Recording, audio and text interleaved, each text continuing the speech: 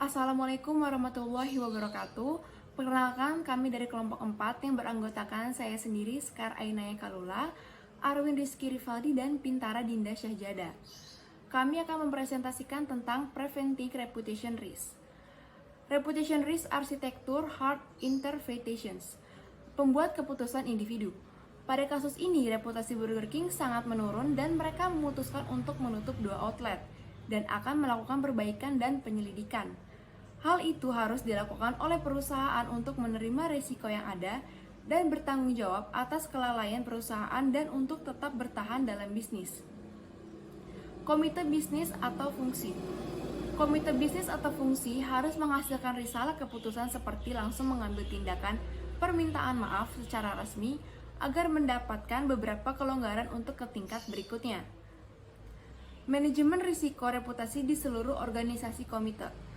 Dalam sebuah perusahaan komite, organisasi manajemen risiko reputasi sangat penting. Maka dari itu terjadi masalah yang mengharuskan melakukan pemikiran lintas budaya karena hal itu bisa dilakukannya. Dalam kasus Burger King, basi di Cina, komite pasti akan berkumpul dan membahas masalahnya kemudian. Mendapatkan jalan keluar, hal itu termasuk dalam manajemen risiko perusahaan. Dewan atau Exco.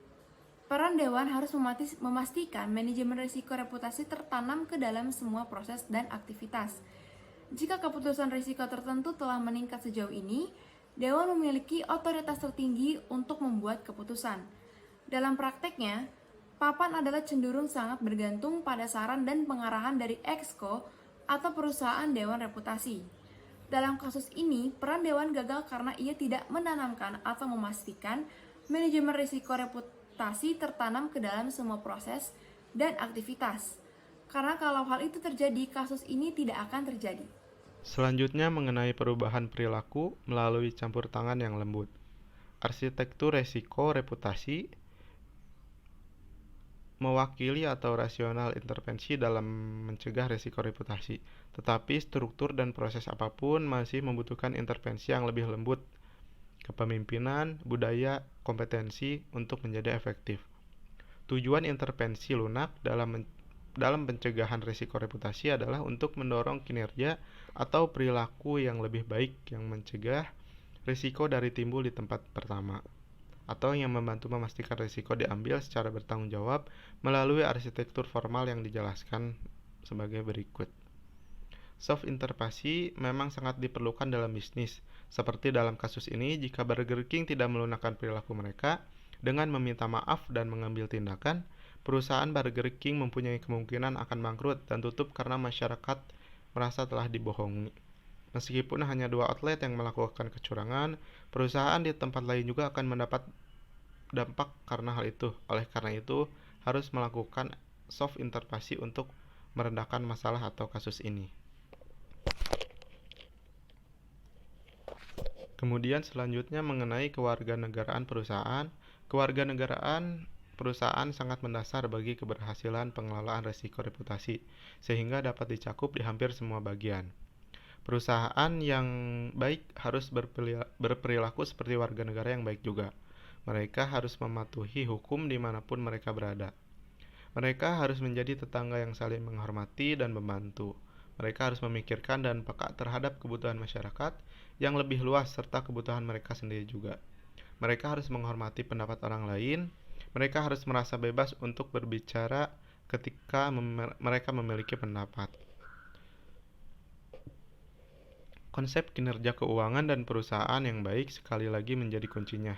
Bahaya dari ungkapan-ungkapan seperti kewarganegaraan perusahaan, tentunya CSR, adalah bahwa ungkapan-ungkapan tersebut dapat dipertukarkan dengan etika dan melakukan kebaikan. Tetapi berbuat baik sama pentingnya bagi perusahaan dengan berbuat baik.